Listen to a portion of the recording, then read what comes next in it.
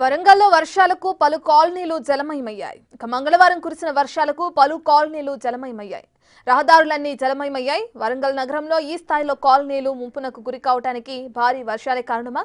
వరద నీరు సాఫీగా వెళ్లకుండా డ్రైనేజీలు ఎందుకు ఓవర్ఫ్లో అయ్యాయి? బిగ్ టీవీ గ్రౌండ్ రిపోర్ట్లో ఇప్పుడు విషయాలు తెలుసుకుందాం.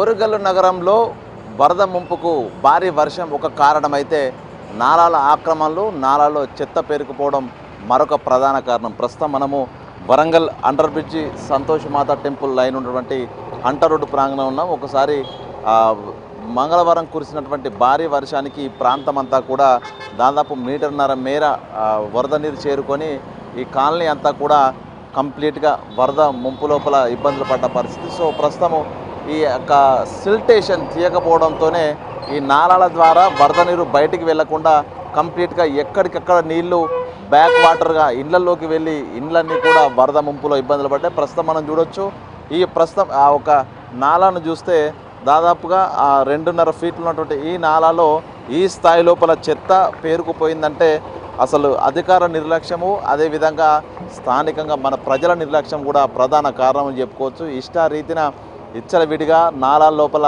చెత్త వేయడము, దీంతో వర్షాకాలం రాగానే కంప్లీట్గా వరద నీరు ఎక్కడికక్కడ ఆగిపోయి అది కాలనీలోని ఇండ్లలోకి ఫ్లో అవుతూ తీవ్ర ఇబ్బందులు పడుతున్న పరిస్థితి. మొత్తంగా వరంగల్ టౌన్ లోపల దాదాపు 16 కాలనీలు ఈ యొక్క భారీ వర్షం నీట మునగా అందులో ప్రతి కాలనీకి ఉన్నటువంటి నాలాలు సరిగా నిర్వహణ లేకపోవడంతో పూర్తిగా ఎక్కడికక్కడ వరద నీరంతా ఇళ్లలోకి చేరుకుపోయి ప్రజలంతా నిరాశ్రయులై పునరావాస కేంద్రాలకు వెళ్ళిన పరిస్థితి. ఇక వరద వచ్చినప్పుడే, ఇల్లు మునిగినప్పుడే గ్రేటర్ వరంగల్ అధికారులు కూడా ఈ యొక్క డిసిల్టేషన్ ప్రక్రియను కొనసాగిస్తూ ప్రజల్ని కూడా ఇబ్బందులకు గురిచేస్తున్నారు. ఇందులో ఓవైపు ప్రజల తప్పు నిర్లక్ష్యము, అధికారుల యొక్క నిరసత్త.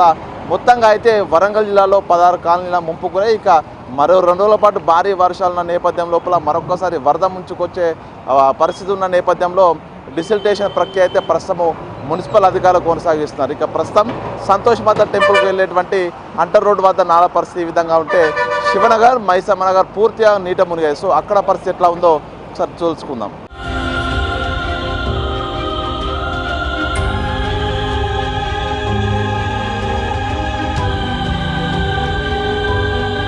వరంగల్ నగరంలో ముంపు గురైనటువంటి ప్రధాన ప్రాంతాల్లో నగరం నడిబొడ్డున శివనగర్ మరొకటి. ప్రస్తుతం మనము ఈ శివనగర్ ప్రాంతంలో ఉన్నాము. శివనగర్ సంబంధించినటువంటి ఆ ప్రధాన మోరీలలో కంప్లీట్గా బ్లాకేజ్ ఏర్పడంతో ఆ ఫ్లో అంతా కూడా ప్రస్తుతం వర్షం వచ్చి 2 రోజులు దాటినా కూడా భారీ స్థాయి వరద వస్తుంది. ఆ వరద అంతా నాలాల్లోంచి బయటికి వెళ్లకుండా అందులో కంప్లీట్గా బ్లాక్ కావడంతో డిసిల్టేషన్ లేకపోవడంతో ఆ నీరంతా ఓవర్ఫ్లో అవుతూ రోడ్లపైకి వస్తూ ఒక నదిలా మనకి ఇక్కడ ప్రవాహం అయితే కనిపిస్తుంది. సో ఇదంతా 2 రోజుల క్రితము కంప్లీట్గా మీటర్ పైగా నీళ్ళు వచ్చి ముంపు గురైనటువంటి శివనగర్ ప్రాంతం. ఇక డిసిల్టేషన్ లేకపోవడంతో అధికార నిర్లక్ష్యంతో డ్రైనేజ్ ఓవర్ఫ్లో కొనసాగుతుంది. ప్రస్తుతం మనం ఒకసారి ఈ ఓవర్ఫ్లోకి సంబంధించిన ప్రధాన కారణమైనటువంటి చెత్తను కూడా మనం ఒకసారి చూడొచ్చు. సో ఇక్కడ నుంచి దాదాపు 15 మీటర్ల మేర కూడా కంప్లీట్గా అది బ్లాక్ ఉంది. సో దీంతో మరో మార్గం లేక నీరంతా బయటకు వస్తుంది.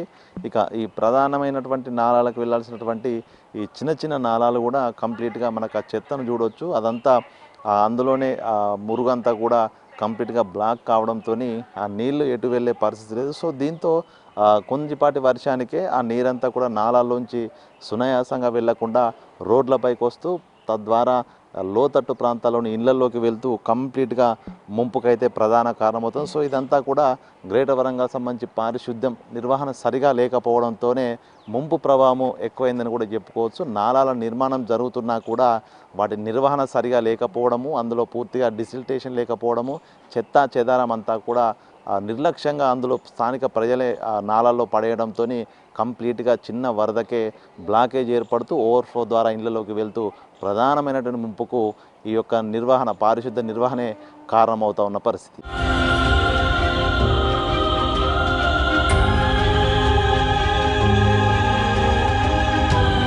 వరంగల్ నగరంలో అత్యధికంగా 15 సెంటీమీటర్ల పైగా వర్షపాతం కురిసినటువంటి కిలా వరంగల్ ప్రాంతం. మనము ఆ చెట్ల అవతల ఉన్నటువంటిది ఆ కిలవరంగల్ ఏరియా అదంతా కూడా మంగళవారం రోజున తెల్లవారుజామున దాదాపు 3 గంటల పాటు నాన్ స్టాప్ వర్షం కురిసింది. పూర్తిగా 15.5 సెంటీమీటర్ల వర్షపాతం నమోదైంది. సో ఆ వానంతా కూడా ప్రస్తుతం ఆ అగర్తల నుంచి ఈ యొక్క మార్గం ద్వారా ప్రస్తుతం ఇక్కడికి చేరుకుంటుంది. సో ఇక్కడికి చేరుకున్న తర్వాత ఫ్రీ ఫ్లో లేకుండా కంప్లీట్గా ఇక్కడంతా చెత్త పేరుకుపోవడం, పిచ్చి చెట్లు పేరుకుపోవడం. ప్రస్తుతం మనం ఒకసారి ఆ చెత్తను కూడా గమనించవచ్చు. ఆ చెత్త అంతా కూడా అటు వ్యాపార వాణిజ్య సముదాయాలకు సంబంధించిన చెత్త అంతా తీసుకొచ్చి ఇక్కడ డంప్ చేయడంతో నీళ్ళన్నీ ఈ యొక్క నాలా ద్వారా వెళ్లకుండా కంప్లీట్గా అవుట్ఫ్లో అయ్యాయి. ఇవన్నీ ప్రస్తుతం ఈ ఏరియా ఉన్నటువంటి వినాయక నగర్ కాలనీ, అదేవిధంగా మనం ఆ ముందు ఉన్నటువంటి మైసే నగర్ కాలనీ. సో ఈ యొక్క ఫ్లో కనుక ఈ నాలా ద్వారా 12 మోరీలు హంటర్ రోడ్ 6 కిలోమీటర్ల దూరం ప్రయాణించి 12 మోర్ల ప్రాంతాన్ని చేరుకోవాలి. కానీ ఇక్కడ ఓవర్ఫ్లో అయ్యి ఈ నాలాలో కంప్లీట్గా బ్లాకేజ్ ఏర్పడడంతో ప్రస్తుతం మనం ఆ ముందు కనిపిస్తున్నటువంటి అదంతా మైసే నగర్ కాలనీ. సో ఈ మైసే నగర్ కాలనీ మొత్తం అయితే నీళ్ళ లోపలే దాదాపు 9 గంటల పాటు కంప్లీట్గా ఇళ్లలోంచి బయటికి పరుగులు పెట్టిన పరిస్థితి. సో ఈ యొక్క నాలాలో సంబంధించి అటు డిసిల్టేషన్ లేకపోవడం, కంప్లీట్గా బ్లాకేజ్ ఏర్పడము ఒక కారణం అయితే, ప్రస్తుతం ఈ స్థాయి వరద 15 సెంటీమీటర్ల వరద వచ్చినటువంటి వరద ఇక్కడ నుంచి సునాయాసంగా వెళ్ళడానికి అనుకూలంగా లేకుండా కంప్లీట్గా ఒక్కసారి మనం ఆ నాలాను చూడవచ్చు. ఈ హైవేని క్రాస్ చేసిన తర్వాత దాదాపు 18 ఫీట్ల వెడల్పుతో ఉండాల్సినటువంటిది ఈ యొక్క నాలా కంప్లీట్గా ఎంక్రోచ్మెంట్కి గురైంది. ప్రస్తుతం మనం చూడవచ్చు ఎంక్రోచ్మెంట్ చేసుకొని చుట్టూ ప్రహరీ గోడ కట్టుకోవడము, దానికి సంబంధించిన బఫర్ జోన్, ఈ ప్రధాన నాలాలకు బఫర్ జోన్ కూడా ఉంటుంది. ఆ బఫర్ జోన్ కూడా కన్స్ట్రక్షన్ జరిగింది. అటు గోడలు కన్స్ట్రక్షన్ చేసుకోవడంతో రెండు వైపులా కూడా ఎటువైపు ఒక వాహనం, అటు పారిశుద్ధ వాహనాలు కానీ అటు సిబ్బందికి సంబంధించిన వాహనాలు వెళ్ళే పరిస్థితి లేదు. జేసీబీల సాయంతోనో మరేదైనటువంటి వాహనాల సాయంతోనో అక్కడ బ్లాకేజ్ను డిసిల్టేషన్ను తొలగించే పరిస్థితి లేకుండా పూర్తిగా అటు నాలాల కబ్జా, అదేవిధంగా నిర్లక్ష్యంగా ఆ సామాన్లు వ్యర్థ పదార్థాలన్నీ ఈ నాలాల్లో పడేయడంతో కంప్లీట్గా ఓవర్ఫ్లో అవుతుంది. అయితే ప్రస్తుతం ఈ ప్రధానంగా నిర్మించినటువంటి దాదాపు 30 ఏళ్ల కింద నిర్మించినటువంటి ఈ నాలాలు 8 సెంటీమీటర్ల వర్షపాతం వచ్చినా కూడా సునాయాసంగా వరద నీరంతా బయటికి వెళ్ళిపోయేటువంటి పరిస్థితిలో ఆ యొక్క ప్లానింగ్తో ఈ నిర్మాణం జరిగింది. కానీ 15 సెంటీమీటర్ల వర్షపాతం నమోదవడము, ఆ స్థాయి వరద వచ్చినా కూడా అదంతా కూడా ఫ్రీగా నాలాల గుండా వెళ్లకుండా కంప్లీట్గా బ్లాకేజ్ ఏర్పాటు కావడం, అదేవిధంగా ఈ విధంగా కంప్లీట్గా ఎన్క్రోచ్మెంట్లు జరిగి వాటిని నిర్వహణ చేయకుండా పూర్తి స్థాయి లోపల స్థానికుల యొక్క పాత్ర, అదేవిధంగా మున్సిపల్ కమిషన్ సంబంధించినటువంటి పారిశుద్ధ సిబ్బంది అధికారుల నిర్లక్ష్యం కారణంగా ప్రధానమైనటువంటి కాలనీలన్నీ కూడా తీవ్ర ముంపుకు గురయ్యాయి. ఇక పూర్తి స్థాయి లోపల ఈ యొక్క నాలాల ఎంక్రోచ్మెంట్స్ అదేవిధంగా నిర్వహణ కనుక సరిగ్గా ఉంటే ఈ స్థాయి ముంపు ప్రభావం అయితే ఉండేది కానటువంటి వర్షన అయితే వినిపిస్తూ ఉంది.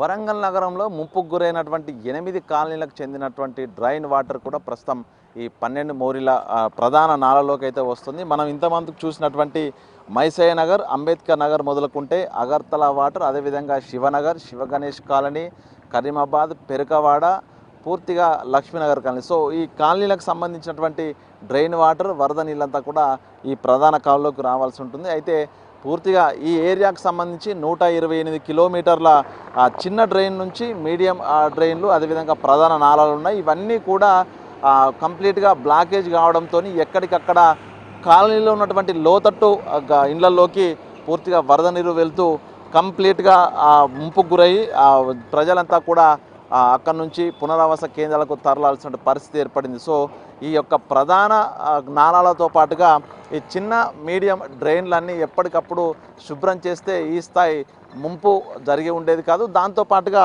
స్థానికంగా ఉన్న ప్రజలు కూడా తమ బ్రెయిన్లు వాష్ చేసుకుంటే ఇట్లాంటి వ్యర్థాలన్నీ కూడా ఈ డ్రైన్లలో వేయకుండా ఉంటే ఈ స్థాయి వాటర్ బ్లాకేజ్ కావడం, ఓవర్ఫ్లో అయ్యి అటువంటి కాలనీ లోపలికి నీళ్లు రాకుండా ఉండేది. అయితే మొత్తంగా వరదలు వచ్చినప్పుడే అధికారులు హంగామా చేస్తారు తప్ప ఈ యొక్క ప్రీ మాన్సూన్ సీజన్లోనే ఒక ప్రత్యేక ప్రణాళికతో డ్రైన్లన్నింటినీ డిసిల్టేషన్ చేయడం, అందులో ఉన్నటువంటి వ్యర్థాలను తొలగిస్తే వరద ముంపు ప్రభావము చాలా వరకు తప్పి ఉండే పరిస్థితి. మొత్తానికి ప్రధాన నాలాల వంటి ఉన్నటువంటి ఎంక్రోచ్మెంట్స్ కూడా ఈ యొక్క ముంపుకు ప్రధాన కారణాలు అవుతున్నాయి. సో నాలాల కబ్జా కారణంగా ఈ విధమైనటువంటి డ్రైన్లకు సంబంధించినటువంటి వెడల్పు తగ్గుతూ వస్తుంది. దానిలోంచి ఫ్రీగా వాటర్ ఫ్లో కావడానికి కూడా అనువైన పరిస్థితి లేకుండా పోతుంది. సో మొత్తానికి ఈ యొక్క వరంగల్ సంబంధించి దాదాపు 12 పైగా కాలనీలు నీటి ముంపుకు రావడానికి నాలాల ఎంక్రోచ్మెంట్స్, డ్రైనేజ్లను ఎప్పటికప్పుడు నిర్వహణ సరిగా లేకపోవడం, ప్రజలు కూడా ఇష్టారీతిన డ్రైన్ల లోపల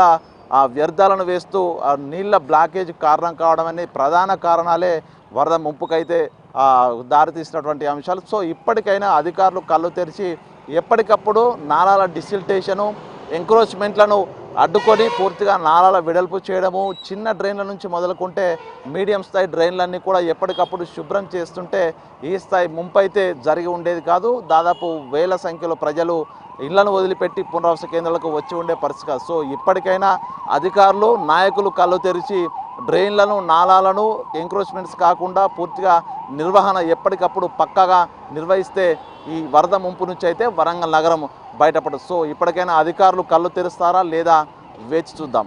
వీడియో జర్నలిస్ట్ సంతోష్తో వేణు బిగ్ టీవీ వరంగల్.